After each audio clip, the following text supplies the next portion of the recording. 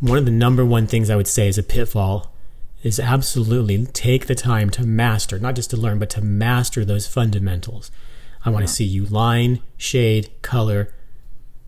I want to see you master that before you ever tell me I'm going to be a blank artist.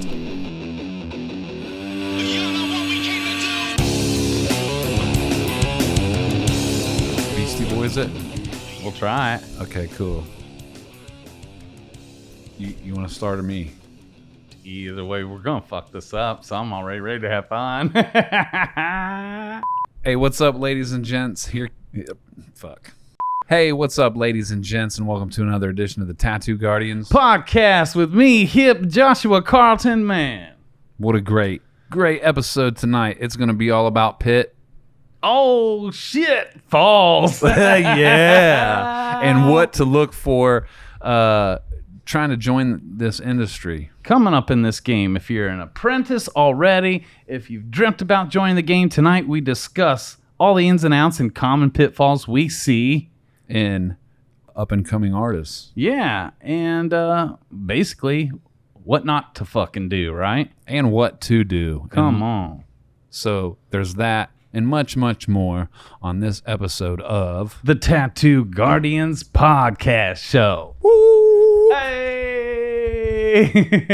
That was pretty good. That was dude, that was fucking fire. Just kidding. Let's listen to it. Hey, what's up, guys? How you doing tonight? Feeling good. How you doing? Good. We're recording a little later in the evening. And man, we got like a good topic. And before we started recording, like I thought maybe, I'd lead into this because I'm the baby out of you two veterans. And basically it's like the pitfalls of new tattooing, new people coming into the industry or wanting to come into the industry, and some like things to watch out for and look out for. And me personally didn't have a traditional and fundamental tattoo apprenticeship. Mine was in Southeastern Correctional Institution, or the closest thing to, I guess, when really I just learned how to stretch skin and scar people. And once I finally got an opportunity, or the seashells came ashore, or the fucking stars aligned when I was a cousin had reached out and told me to apply at this shop, and it was like a little hole in the wall shop. But I'm grateful for that little hole in the wall shop, which was a pitfall in a sense, I guess. It's a pitfall and a blessing, so it's like bittersweet. So I've always been an artist at heart, and I went in there and did a dog portrait. Way too small. Took way too long on it. The first tattoo you did at a shop was a dog portrait? Yes, wow. It was. And it was my interview, and I did it. Also an audition, kind of, right? Yeah. And the dude who was hiring me, the whole reason that I was going in for the audition, because I wasn't focused on tattooing or anything. I was just trying to change my life. And he said if I got high or drank, he'd hit me in the face with a hammer, and I could fuck with that. So I did my portrait, and it's funny because I think it's still one of the first pictures on my Instagram, and I keep it there for sentimental value. Oh wow! But okay. He patted me on the back, and he was like, "Okay, I see you, Tyrell." And I'm like, "Huh?" Because I'm new at the time. I didn't know who the fuck he was talking about. Now, little did I know that I knew his work. I didn't know the artist. Right. But it's just funny because every time I scroll to the bottom of my IG and I look at that, I'm like, fucking Tyrell. That shit was fucking trash, dude. But, so I'll go ahead. Let me just back this up real quick. So for our listeners, to make sure I'm understanding. So you're fairly fresh out of prison at this point. You've tattooed homemade stuff in prison with checkers, all that melted checkers and all that stuff. Yeah. Never really had any kind of professional training or anything like that. But during your time incarcerated, you said, I'm gonna go for this. So you get out and you find this podunk little shop, and this is why a dog portrait? Why would they trust you to go? So did you have some sort of portfolio with single needlework in it, or no? You just really. Just a smooth talker. Well, it was just one of them shops that, it didn't matter if you were a scratch or not, as long as you fucking filled the booth and if you could make them money. Right. Correct. Okay. Yeah. So you were like, I'm going to show off, and I'm going Yep. to do this dog portrait. Okay. Yep. So Yep. Mike, if that is in his Instagram, please put that on the screen. I'm dying to see this. Yeah, Tyrone.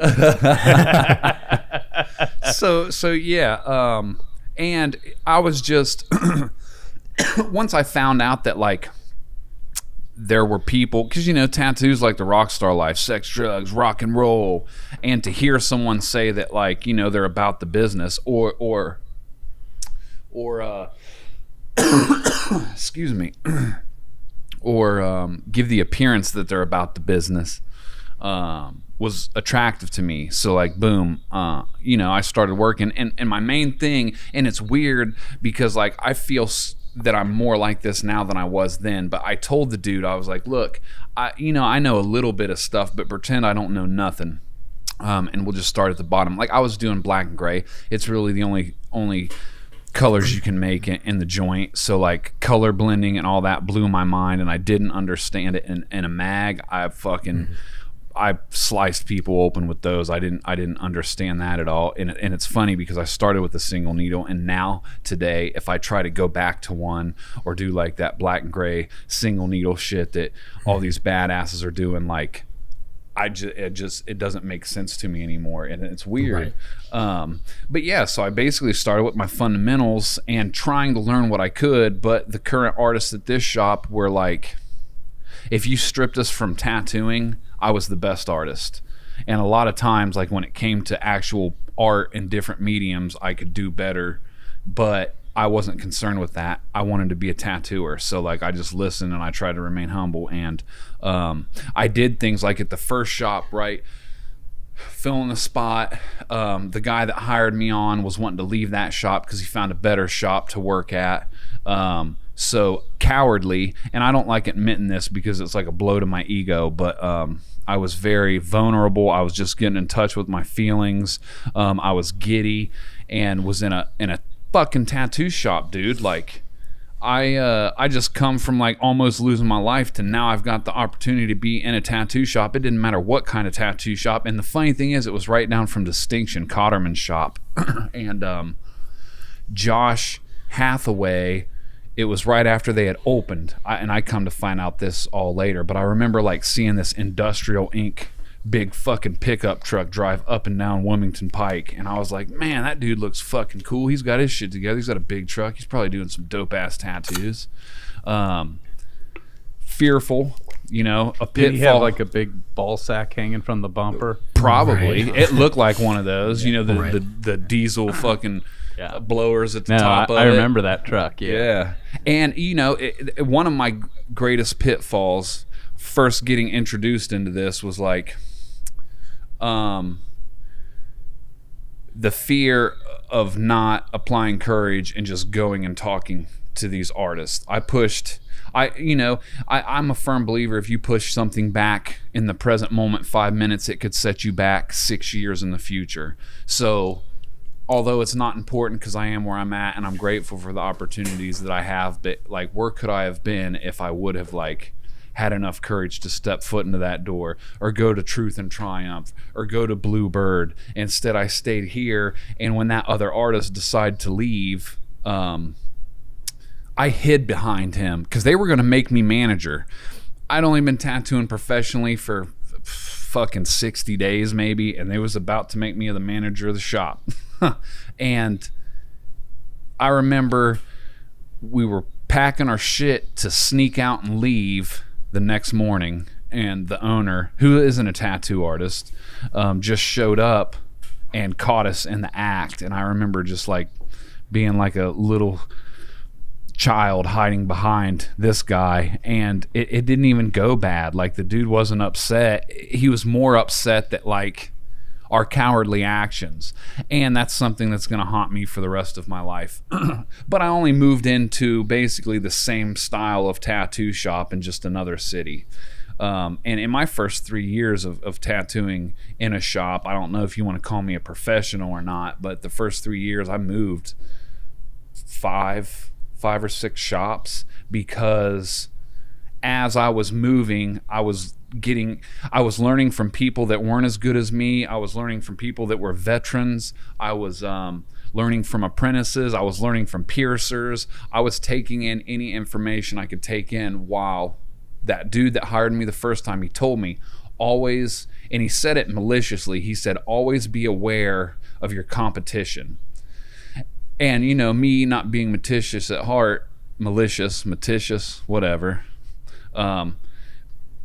I view that as like, well, this isn't my competition. These are my teachers. So I became aware of people like Cotterman, Hathaway, Mies, fucking Klimdog, fucking Brenner, Monkey, like all these fucking amazing artists. And around this time is when I went to Bickney and I got that book that you wrote, and I started learning how to like Frankenstein machines and you know, fucking the first 30 days at that shop, no one there knew how to tune machines, and rotaries were out, but they hadn't reached that lower level of shop yet, so right. Everybody was still using like some pieces of shit. But the first couple machines I had, maybe almost a year, I didn't know that like your fucking armature bar was supposed to hit the back coil, not the front. So like my shit sounded like a weed eater.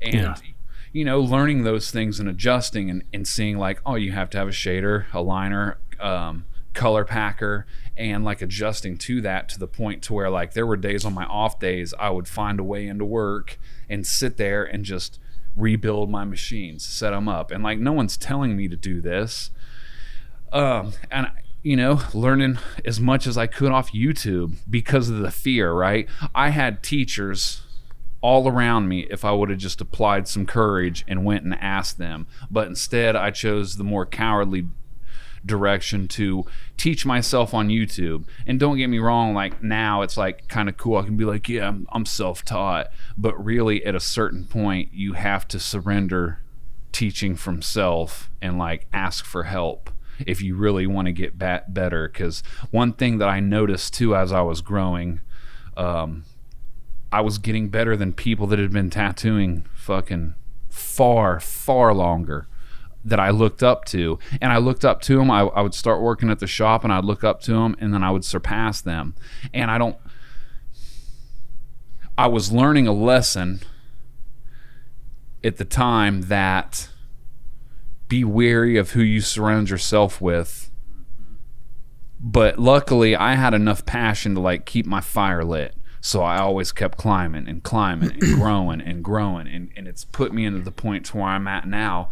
But like looking back, there were so many things that I don't want to say I wish I'd done different, because I'm grateful for where I am and I love where I'm at right now. But there was definitely like, man, the first time that I found out, that I asked Matt before I even worked with him if I could go to a fucking convention with him and be his apprentice, because like I wanted desperately for an apprenticeship. And it's not, you know, that's one thing I love about Pooch, dude. Like he'll right. apprentice under all these different people, and he's a fucking badass. And it's like, you gotta respect that, man. That's humility at its finest. Yeah, apprenticing under Butcher after years of already being an amazing tattoo artist. Yeah, that's amazing. So to extract some of the pitfalls that you're trying to share with our artists, guys trying to get in the game or new guys, there's a lot to unpack there. What you just said, can you sum up like the two main 1, 2, or 3 pitfalls you just shared? Okay, so fear is a major one. Second, like being excited and just jumping on any opportunity, right? Because not all tattoo shops are created equal. And you know, I kind of built a reputation for being like the scratcher in a shop when I first started out. So like, be picky. You know, I always tell people tattooing is a lifestyle. It's not a career and it's not a job. It's a fucking lifestyle. People around you will be consumed in it and start to emulate things that it brings out in you. Well, and that's a good point, because even like you know, you become like who you associate with, especially if those people are your teachers and mentors, right? So yeah, who you sign up to be with, to be around, let alone apprentice with, learn from, work with, really does matter. You know, because some dudes think they want it so bad, they think I'll join any team that will take me, even if their portfolio sucks, just to get my foot in the door. Then I'll fucking surpass that, you know.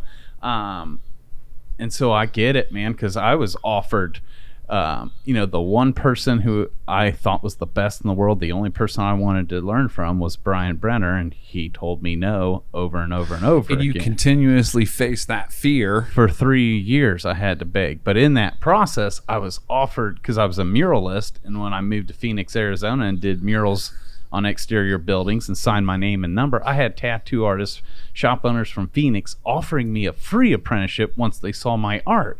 For whatever reason, when I went and met with them and I wasn't impressed with their art, for some reason I had the fortitude to say thanks but no thanks, because I knew I only wanted to learn from the best, which was back in Dayton, Ohio with Brian Brenner. And that eventually happened. It took 3 years. And I don't know, again, kind of like what you were saying, what gave me the fortitude to like say no to be picky.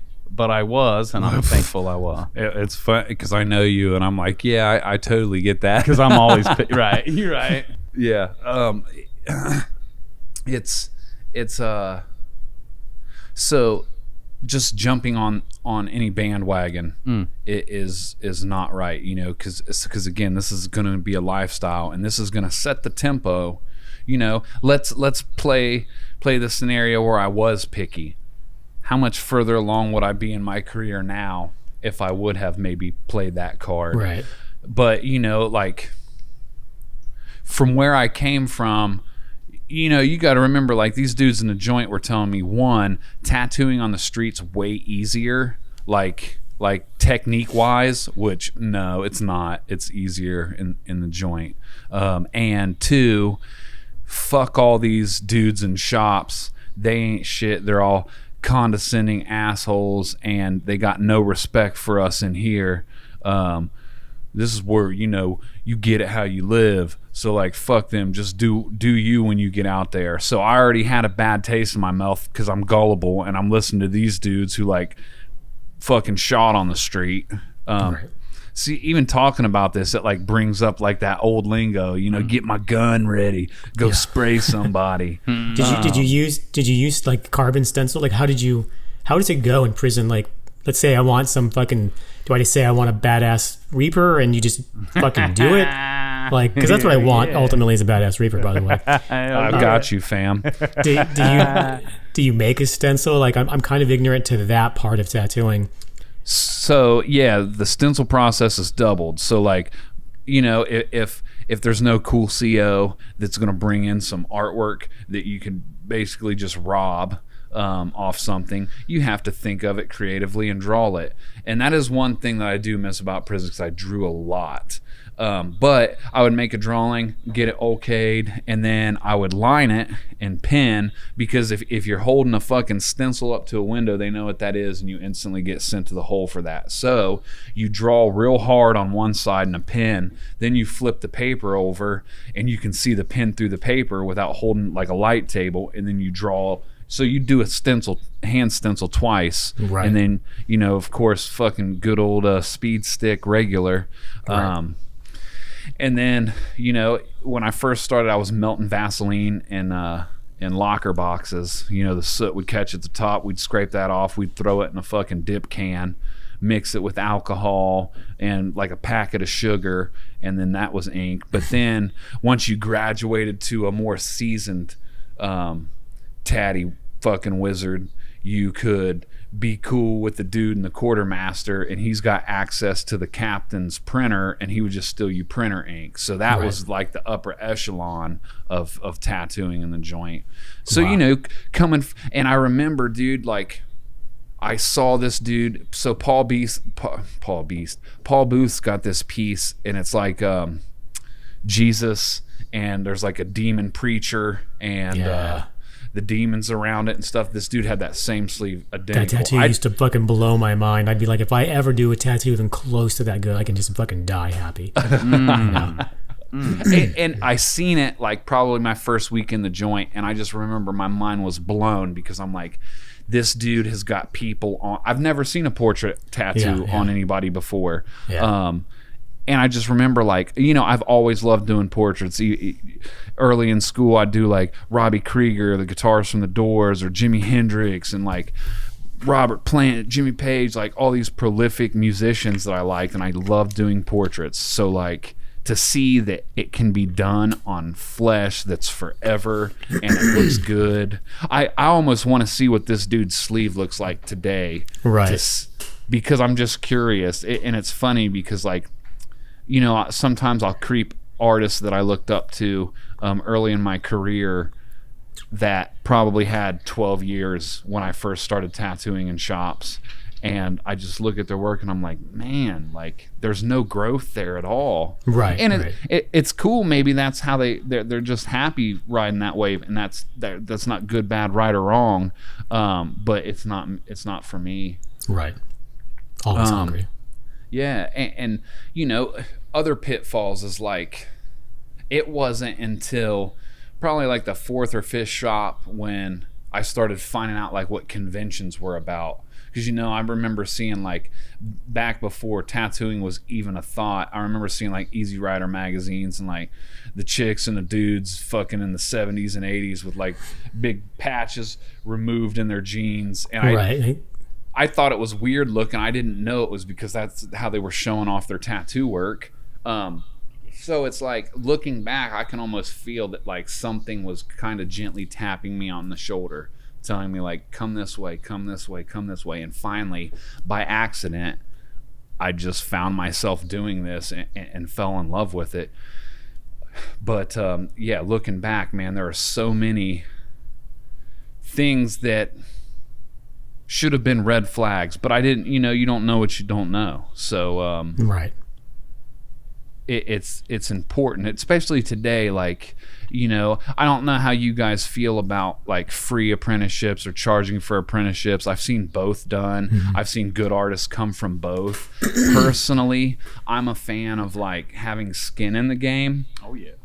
And that's, you know, not only maybe like a monetary value, but also the time and the whole, like, I always tell people nowadays, like, I want someone with a heart of a servant because I'll come to them with the heart of a servant. Right. You know, I'll break an apprentice down. I'll fucking sweep a floor. And I expect the same. You know, it's a mutual thing. And it's like that dedication, you know, because it's like, yeah, you got to come in, rip paper towels, clean this, scrub the toilet, do the dishes, get food for clients, set up, break down, and it's just constant, boom, boom, boom, constant.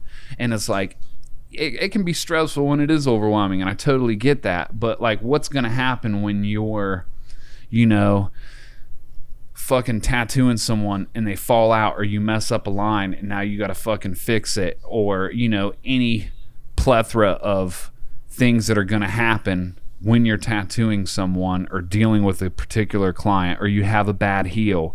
Like, that hustle and that stress level is like tenfold then, because like you've got to solve these problems. So why not learn to address the small things that don't matter? You know, you touch a fucking doorknob with a dirty hand. Okay, cool. You'll learn, you know, we'll teach you and you'll learn that you made a mistake. You know, we can maticide it, no big deal. But you, I don't know, fucking reach in a trash can with a glove on while you're tattooing someone, that's a big fucking deal, you know? So it's like, why not make your mistakes early, so that way when you actually become a tattoo artist, like, and not only that too, but like the level of the shops that I started in didn't hold me up to a high standard. So I picked up a lot of bad habits that I had to eventually like relearn, or be taught or yelled at for doing them. Yeah, I think that, you know, it's weird because you got the monetary, you know, do you pay for an apprenticeship or do you not? And also you've got, like, you know, like somebody said, just getting your foot in the door. You've got these shops that maybe they'll teach you to take advantage of you as a worker, but maybe they're going to teach you shit. It doesn't necessarily mean anything. Like, are you really any better than a scratcher if your mentor sucks? You know what I mean?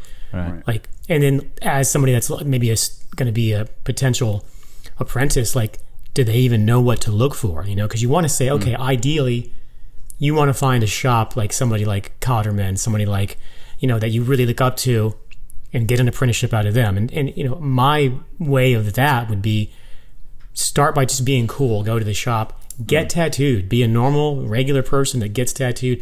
Don't even mention it for the first couple of tattoos. Maybe on your third tattoo, have a sketchbook that you've been filling up. You know what I mean? Like, impress them with your drawings. You know, like I guess what I'm getting at here is you don't want to just get your foot in the door, because I think that's the start of a lot of these really bad habits, right? You know, I remember going to a show one time. When I say a show, not a tattoo show, like a concert, and there was this little tattoo shop connected to this concert venue, and every single person in there looked like they started tattooing today at like 2 o'clock. You know what I mean? You know, so like old me could have seen me walking in there and being like, I want a tattoo. And maybe I could already draw better than them. So they just, like you said, like you were in management position in 60 days. Right. Does that mean shit though? Like, you know, you got started off on the wrong foot. I did not apprentice at all. And it's something that I tell a lot of people, but it doesn't mean it's the way. And I don't even want to say that was the way for me, because in a lot of ways I regret it. You know what I mean? Man. Because I did struggle with the fundamentals. The reason that I'm like good at magnum work, or I can put in really saturated work, is because I was so bad at it that I overcompensated for so many years. Like, not learning the fundamentals of putting in solid black is fucking stupid. But there were years where I'm like, I put in black good yesterday, but I can't do it today. That's fucking ridiculous, because nobody taught me how to do it. You know, I cared so much about just getting my foot in the door. And I didn't have, there were no shops in my town. I grew up in Corvallis, Oregon. At the time, there was literally no tattoo shop. So the closest tattoo shop was Portland, which is far enough away for a teenager with no car that it seemed impossible. Yeah. So I didn't even consider it. So I just started tattooing, and like a lot of people were like, yeah, me too. That's fucking awesome, bro. And it's like, it's not that awesome, because I didn't learn the fundamentals. And I think that's one of the things I want to segue into is some of the pitfalls is like, even if you get into a shop and it's you're lucky enough to get in with a badass artist, or a shop full of artists, if you're really lucky, learn those fundamentals. You know what I mean? Like, if you're like, I want to do realism, okay, cool. We can concentrate on that. But if you can't learn those fundamentals, line, shade, scar-free color, you ain't shit. You ain't got shit. Even if you do an amazing portrait, because I know I can tell you guys like to throw them to the wolves. Do a portrait and let's see how you are. I get that on an artistic level, but there's some tattoo fundamentals going on in there that have to be taught. You know what I mean? Absolutely. And so I firmly believe if I could go back, I think that I would definitely take an apprenticeship. But I also know I'm the kind of person that even through the apprenticeship, if there were things that I knew better than, I would say, in my head, I would say, I'm going to get through this because my mentor is telling me to do these things. And then I'm going to learn to bend the rules once I know them. You know what I mean? Because I do know some tips and tricks and things that help me along the way, probably because I did an apprentice and I had to survive and figure this weird shit out. Like the funny way I do white highlights that stay really well. Yeah. You know, this weird trick that happened to me on accident. Yeah. I don't know if it would have happened at the same time or not. You know what I mean? Right. So I guess, getting back to that without just boring you to death is one of the number one things I would say is a pitfall is absolutely take the time to master, not just to learn, but to master those fundamentals. I want to see you line, shade, color. I want to see you master that before you ever tell me I'm going to be a blank artist. Whether it's realism, biomechanical, I don't give a fuck about any of that until you can do a clean tattoo. Man. You know? And you know what? You brought that up, and it's funny because like a lot of those first shops that I started in, like fundamentals weren't really, I had to develop them. They weren't really forced upon me. And I'm wondering if because again, I'm gullible and I follow who I look up to. Right. Let's think about let's think about what tradition is. You know what I mean? It strips tattooing down into its most basic elements where any flaw you're going to see. Yeah. But unfortunately, it takes today, especially today, these kids today, but they come in oftentimes thinking it's silly or simple they don't appreciate like the folkiness of what that is. You know what I mean? And it's many years later when they're kind of like, oh shit, this is the real shit. Man. Yeah. This is the real fucking magic of tattooing. I still love it. Even though I'm a realism artist, I fucking love a good traditional tattoo. Holy fuck. But I mean, these guys are stripping it down. They're showing you their bare fucking bones. They're not hiding anything with bullshit white highlights or some slick ass shading or bullshit filters. This tattoo is fucking raw. From whip shading down to the cleanest fucking lines. You fuck up anywhere. And it's so there. That's why I love a tattooist like Yogi Barrett, because he's mixing these styles together. He's like, look, I've got the appreciation, the respect for this, and I'm going to fucking nail it. Yeah. And I'm going to do this bros. That's so stupidly realistic compared to the magic of this traditional. And the power of that is overwhelming, right? We've all seen this work from someone like Yogi. Yeah. I think Yogi's a master at showing you the power that a simple tattoo can bring by putting it with a realism tattoo, right? But like without one, do you really have the other? Because if you can do an amazing realism tattoo, but you could never do that traditional tattoo, right? I mean, I guess at the end of the day, your customer's happy, but do you really go to bed at night happy yourself? Like, to me, I think everybody should every once in a while at least study the fuck out of who came before them. There's so many, and their stories are so good and they're so fascinating. I would love to sit in the old tattoo shop and hear these stories. But I can go on and on forever about that. But trust me out there, take your time to learn from the people that came before you. Even if you have no interest in traditional work, you're going to appreciate it. I promise you. Yeah. And speaking of fundamentals, even learning saturation. Yeah. Right. Yeah. Because I'm a realism artist too, and saturation was my weakest part. Yeah, and if it wouldn't have been if you had studied a lot of traditional work, because it can't be. It fucking can't be. You can't hide behind soft shading. I can sit there and pendulum shade all day long, but if my red doesn't look like fucking, Mike Chambers red, I ain't shit. I ain't shit. Yeah.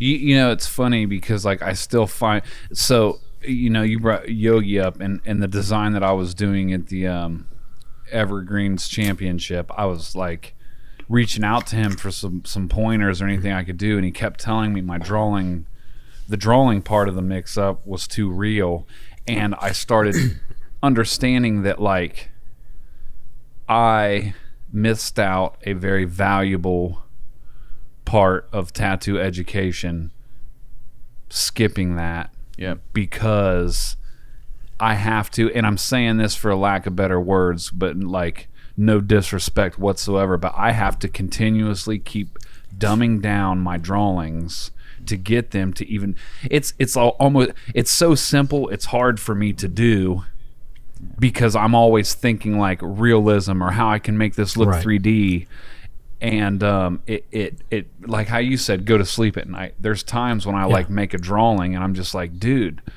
it just is, I want the flatness, I want the it looks easy. It's easy to say, it's easy to look at it and say it's easy until you try to draw it the correct way. You can just dumb down a drawing, and that's not traditional.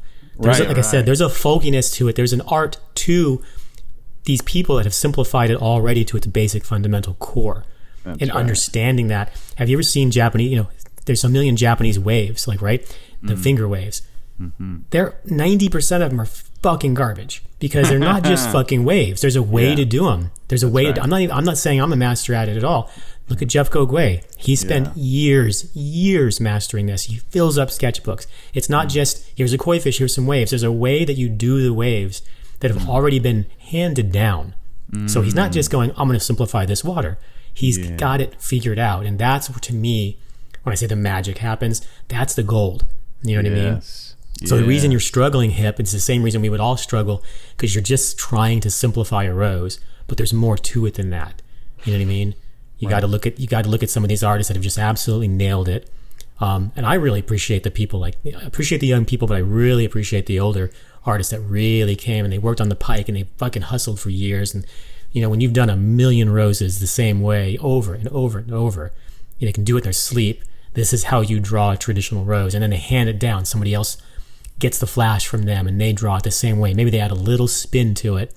That's priceless to me. But again, that's why it's hard to do, because you're not just dumbing it down. And that's the mistake we all make. Yeah. So good. So good. Well, that's definitely some good words for all of our listeners, especially any of you that are apprentices right now or want to get in the game or even been in the game for years. And now, are you realizing what you skipped to, like we are? Right? Man. Yeah, man. Yeah, seminars are great and everything, but if you're taking seminars from these amazing artists, but you still don't know those fundamentals, you're going to still fucking stumble. You know what I mean? You're going to stumble hard, you know? And for me, one of the big things I make, and I don't want to take time from you, Matt, but one of the big things that I've made a big deal about, because I've seen it, I've worked in a lot of tattoo shops, is the kind of the king shit on Turd Island that we've talked about. Like, get in there, you're this badass artist at a very mediocre shop, everybody around you, all your customers tell you how great you are, and you start to fucking believe it. You know what I mean? You got to be really fucking careful with that, because before you go to these conventions, like Hip said, he started discovering conventions. You're king shit on Turd Island at your shop, and you're doing all this stuff wrong, by the way, but everybody tells you how great you are because they don't know what the fuck they're doing. Right. And then you go to a convention and you see a real fucking tattoo, right? I'll never forget when I walked in and watched Damon Conklin tattoo for the first time. I was like, holy fuck. That's a real tattoo. It was so fucking perfect. It ruined my day. You know, it was first day of the Nationals Tattoo Convention. I fucking walk in there from the Enchanted Dragon feeling good, you know. Fucking just stopped me in my tracks. I couldn't even really put my finger on what it was, other than it just looked perfect. It just looked fucking perfect, and Damien was having fun. He was just comfortable in his fucking surroundings. He knew what he was doing, as to where I'm still... Yesterday I could pack solid color, right? But today maybe, who knows what today's going to bring, you know what I mean? Right. But I'm at the same show he is, because I got in this shop, and I'm at Nationals too. Doesn't mean shit. Was not tattooing like fucking Damon was. And I made a vow that day I was going to do that. But what I'm getting at is, don't worry about, you know, all of the drama and all the shit that goes on in your shop, including them telling you're the best. Fucking great. Go to the store tomorrow. Get a big fat sketchbook, not an iPad. Get a sketchbook and some pencils and shut the fuck up and draw. When you want to bitch about the artists down the street, when you want to bitch about the guys that are cutting deals down the street or whatever they're doing that you don't like, you and your boys don't like in the shop, shut up and draw. You know what I mean? Fill that sketchbook up with shit from your fucking head. Learn how to simplify those traditional tattoos. If you're going to sit there and talk shit about everybody else, I'm going to talk shit about you and tell you, you probably can't draw this. Prove me wrong. Fucking open up that sketch. There should be 10 sketchbooks next year in your drawer. Pull those bitches out and show me what you fucking got. You know what I mean? Right. Because that's only going to make you a better tattoo artist. Instead of it being slow and you bitching that it was slow, draw. If you draw all the fucking time, you're going to win. That's right. I mean? And then you don't have to talk shit with your words. Exactly. You know, be so fucking good that they have to fucking they have to acknowledge you. They have to be annoyed by you. You know? Oh fuck, this guy's here at the convention. He's gonna win everything. You know why? Because he fucking drew for a year straight solid. He is gonna fucking win. You know? And you know, there's just so many people that are like, man, I hate what they're doing down. They're giving deals on names. Fucking who cares? Draw. That's right. Be better. Do better names. Where's your lettering? Let's see your lettering. Is it better? That's you know? Right. So I don't mean to get pissy. I've been tattooing for 30 years. I've been around it. I grew up in all of this. I saw the same thing over and over. I fell in the traps of it. Yeah, fuck those guys. It didn't fucking serve me. It didn't serve me. Thank you. Right? What served me was fucking drawing, getting better, tighten my shit up. Yeah. You know? Yeah. So I'll leave it at that. Matt, what do you got? So good. Man, that's so good. You guys are giving them some real talk, and I love it, man. You know, touching on those of you who want to get in this game and want an apprenticeship, and you guys have already given them some great advice, Hip, you know, for starters, you know, and so, yeah, one thing I had on my list is to not settle, right? And whatever that means to you. And so along with that is to not take no for an answer, meaning like, say you do your research and you're going to try and get it in on the best shop that you know of, right? and they say no to you, and you know you could probably go down the street to a shit shop and might get a yes, and that could be settling for you. Do not take no for an answer, even if they mean it. To the point, and Hips witnessed this, when someone comes in and asks us for apprenticeship and they actually do show promise or have amazing art, I used to, I don't anymore, I would tell them no on purpose. This was their first test. You know, just because they got some skill, they can draw, and their mom says they're the shit, almost walking in entitled like, man, you know, and when I'd say no, they'd walk out pissed like, man, he don't see me, fuck him, you know what I'm saying? When really, I want to know, how bad do you want it? Do you really just take a no for an answer? What are you going to do to change my mind about you? And I think I did that with a servant's heart, you know? So those of you that have been told no and are rejected, well, a mix of what Josh said. First, keep going back and just be fucking cool and just be down, right? Or you can show up with a servant's heart with a fucking broom in your hand and show up every day. Offer to serve them, work for free, whatever. You know, almost you can, you know, there's more than one way to do it. I became the gnat that wouldn't go away. I just wouldn't take no for an answer. And I finally changed their mind about me enough to give me a shot. And then boom, I backed it up with action, with passion. But too many people take no for an answer too quick. And in my book, it's like, did you really want it? How bad do you want it? Because I don't care who you are. At the end of the day, everyone's really attracted to passion. You can relight. The person that told you no could be like plateauing. They've been in it so long. You young bucks with a real fire and real passion can reignite your mentor's fire by consistently having a great attitude, the humility, a servant's heart, and you're there to serve. Eventually, you're going to win them over. Man, I fucking cussed this dude out. I told this kid, get the fuck out. I talked shit to him, and he had the audacity to show up the next day bringing me coffee and offering to, like, wash my car. Mm-hmm. I told him to get fucked. Can you believe he came back again the next day? Every day, like, and so finally, I just had him start pulling weeds, whatever. Eventually, that dude won me over, and his passion reignited mine, you know, and how bad do you want it? So that's one thing I wanted to encourage you. If you're discouraged right now, are you just at home, like Josh has said, now you're just talking shit about them? Why don't you fill up your sketchbook and then show back up and offer to wash everyone's car, or whatever the case may be? Do not take no for an answer. If you really want it, don't just say you do. Show us that you do. So that's one. But when you do start out, I want to encourage you not to necessarily take other people's limitations on for yourself, because they all got them. They've all got their own. Huh? Guilty. Yeah. And you even mentioned yours. You allowed other people's opinions get in your deal, you know? But there's a line there. We must obviously honor and respect our mentors. If you signed up for an apprenticeship, and kind of like Josh was touching on, even if you do have thoughts of like, hey, maybe I got a trick, maybe I can figure out how to do it better. In the moment, you honor and respect your teacher, and you shut the fuck up and receive and draw and be.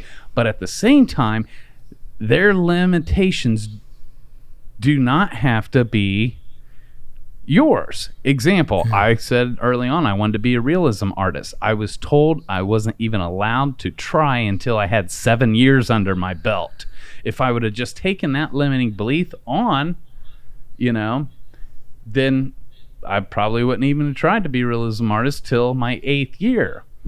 I honored and respected those people, and I was getting the fundamentals, the basics, cleaning, scrubbing tubes, being the biggest servant. And then after doing everything I was taught and told and asked to do, and when I was released to go home, I stayed after and continued to grind.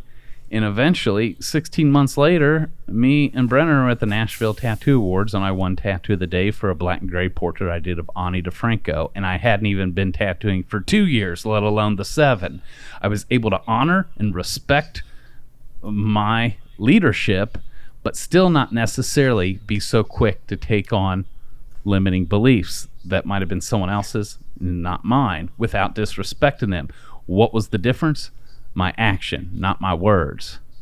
My attitude. It's the Miyagi, wax on and wax off. Yes, sir. I was pulling weeds and waxing on and waxing off. And I did it with joy. You brought up something really powerful, Josh, was these dudes that dude had the fundamentals down so well that he was able to have fun, right? And when we are practicing mastering the basics day in and day out, and you apprentices, don't just do your shop duties because you're biding your time. No, be so grateful. I was pulling weeds with fucking joy. The first few weeks, my name was Bitch. Hey, bitch, we're hungry. Get the fuck over here. I wasn't offended. I was so glad to be there, to the point where it made them start to feel silly about hazing me because it didn't bother me one bit. I'm so fucking grateful it made the hazing stop. I noticed other dudes with ego, when dudes hazed them, if they had an attitude like, oh, I ain't nobody's bitch, right? Guess what that dude became to everyone? Right. He was now everyone's bitch, forever. You know what I'm saying? So that's one. Don't take no for an answer. And, just be about it instead of talking about it. And don't take on other people's limiting beliefs, but still honor and respect them. All the limitations, but limiting beliefs. Even if it's man, that's the way it is. That's the way it always has been. 30-year tattooers, 20-year tattooers, man, can't ever charge more than this. You can't, do this until, we must honor and respect them, but you don't have to own someone else's limitations. But what weeds it out is you getting on the court, getting in the game. You can't figure this out on the sidelines in the stands talking shit.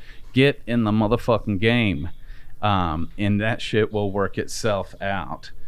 So that's a big one.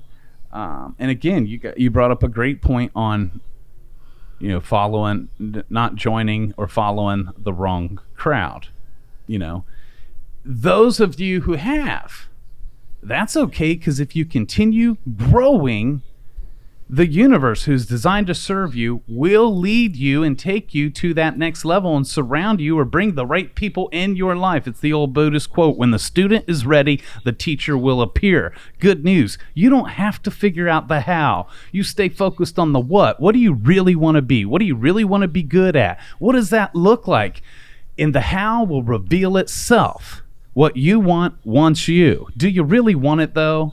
Let's see.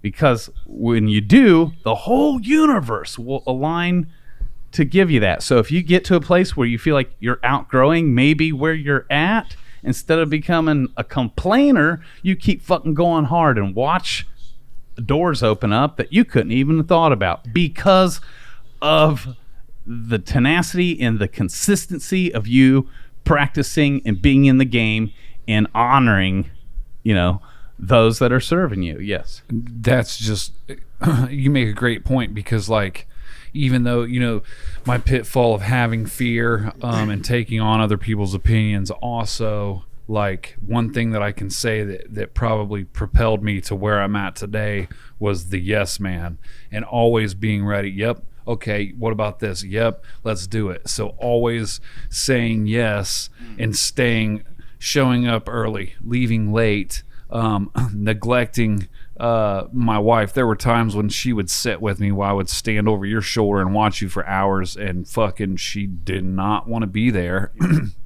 Had put me in opportunities to where now I'm basically getting kicked in the butt because I've said yes so much. Now I'm at a standstill of now you have to fucking get off the pot and shit. So do you speak to this artist and move forward, or do you stay in your little cozy comfort zone where you're at?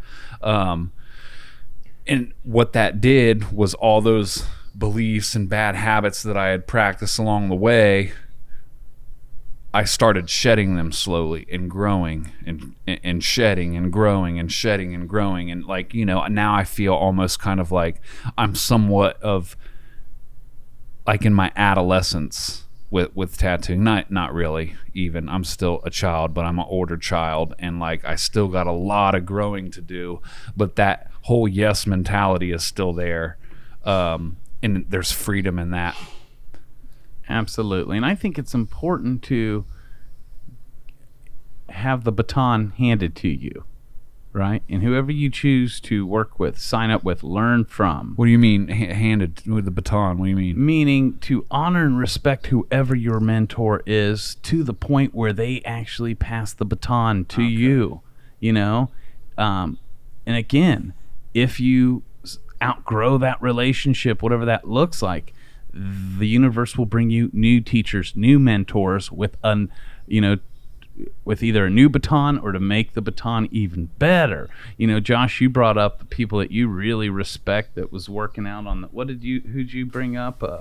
Like back in the days, just like people that worked on the pike and stuff. That worked, you know what I mean? That worked out in the carnivals and all those, you know, all the sailors, you know, all that stuff. You know, there's a ton of them. You know what I mean? Thank you. And so those dudes don't know my ass, and you know, but I want any of them to feel like, because like you said, there's whether it's old timers or people in the game, that a lot of them are real discouraged about the new generation, and like none of them got no respect or anything like that, which that's true, but not completely. And that's why we keep the respect in the game any way we know how. And so I want the past generations, the giants of the shoulders that we stood on to even fucking get here, to know that the baton has been passed to real tattooers with all the respect in the world. Even if they do grow and their portfolio gets better, that the respect and the honor is there.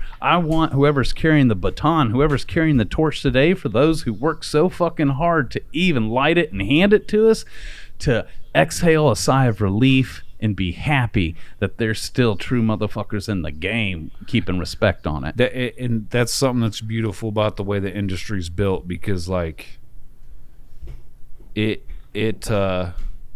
kills its wounded. You know, like you can't fake it to make it in this industry. Like you'll eventually fade out and it'll replace you. So back to the fundamentals. Man, this whole topic should have just been the fundamentals, because it's safe to say, as long as if you keep it simple and stick to the fundamentals, just like life, because that's how I do every day to get by without fucking killing myself, is sticking to the fundamentals. You'll be just fine. And you know, I remember studying jazz. Like, you learn your entire life all this music theory of fucking sharps and flats and 13ths, and you know, to basically find out that, like, for the lack of better terms, none of it means shit and you can just do what you want. But it's you have to learn the fundamentals to even get to that point, to realize it. Like, you can't just, I mean, you can, I guess, but when you get in a pinch, like, you know, that shit's gonna matter, you know. Can you run a clean fucking line? Can you fucking pack color without having it fucking scab off 2 weeks down the road? You know, in the words of my great friend Riley Smith, who we had on the show, you know, Riley has told me, I hear him tell other people this: be careful what you wish for, because tattooing will give you exactly what you want. You want cocaine? Tattooing will give it to you. You know what I mean? You want fame? You want whatever. So to be careful with what you wish for, because when you do get in the game, tattooing will give you exactly what you want on both sides. Man. You know, and I think we need more, kind of like you were touching on, Matt, like handing the torch. Personally would love to see more lineage of, like, I came from Matt, who came from so and so, like just down, like, you know, like this, like the Gracie family in UFC fighting. You know what I mean? I love that. You know, you're a fourth generation Clemmer. Like, you came from. You know, I do really like that as somebody that passes that torch down and really taught those. We know you learn those fundamentals, because that family's core value is keeping tattooing alive at its richest point. And I'd like to see more of that. I'm not taking away. You can apprentice however you want. I'm not going to make any kind of rules or say you should be tattooing or apprenticing for this many years. I just personally like that. You know what I mean? I'm attracted to that. Me too, brother. And see, since you brought that up, years, because I didn't realize till I went abroad and traveled the world tattooing in other cultures that apprenticeships look totally different, especially length. Like, here in America, it seems like the average apprenticeship is a year. Man, I went over and guest spot in Oslo, Norway, and the apprentice is there. I was like, hey, how long have you been apprentice? And they're like, I'm on my 4th year. I got 1 more to go. And my mind was fucking blown, you know?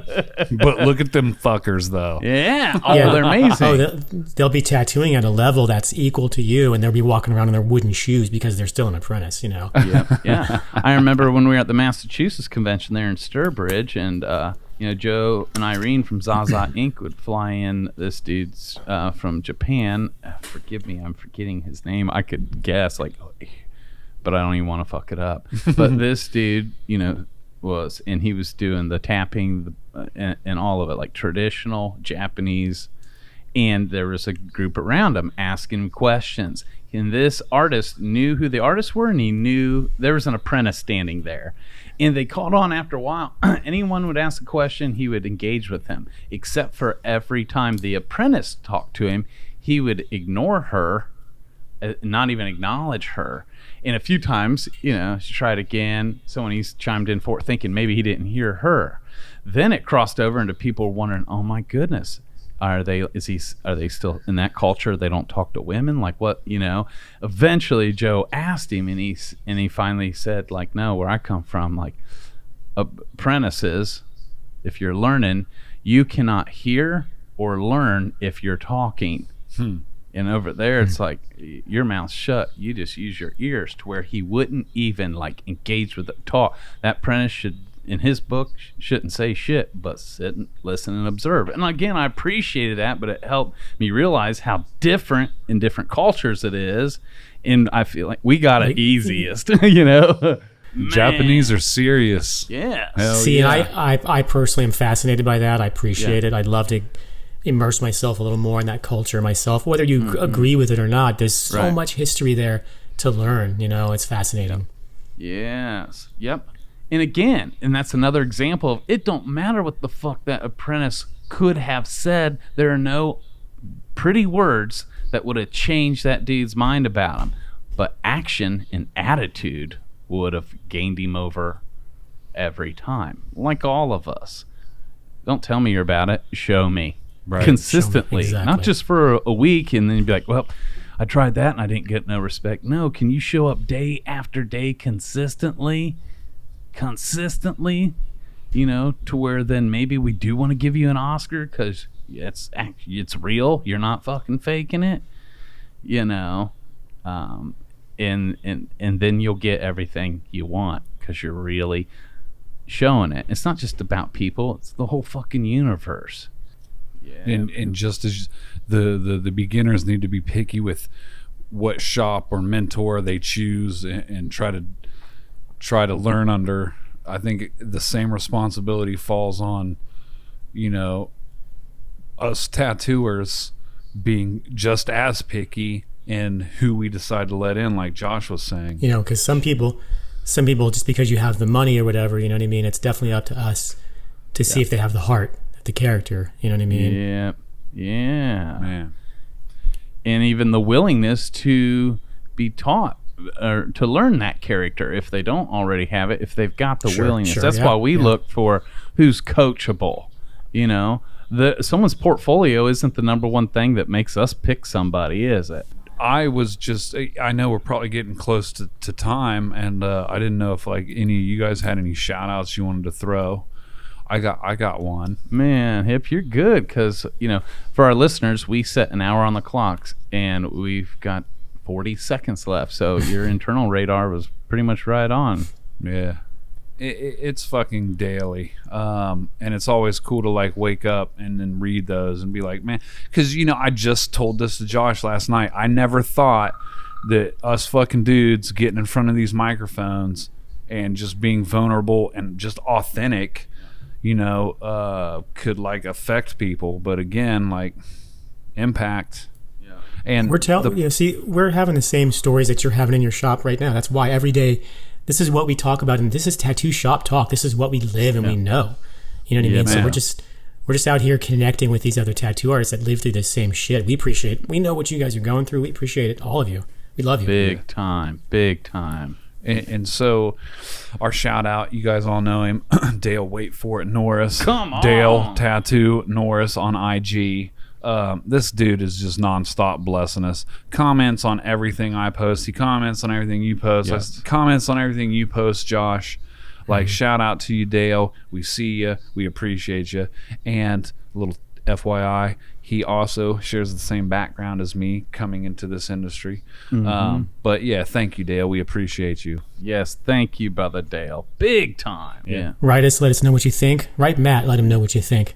I'm going to regret this, aren't I? Everybody write Matt right now. That's right. Bombard him. Another episode, another show, down for the books. Thank you guys every week for tuning in, watching us on YouTube, listening to us on Apple, Spotify, wherever you're at in the world while you're drawing, sharing it with your family. Other people are referring this to just into non-tattoo artists, thinking, man, this is life-giving to any human being. So we appreciate you, all of you, for that. Yep. Big time. Till next week, we love y'all. Blessings. Take care.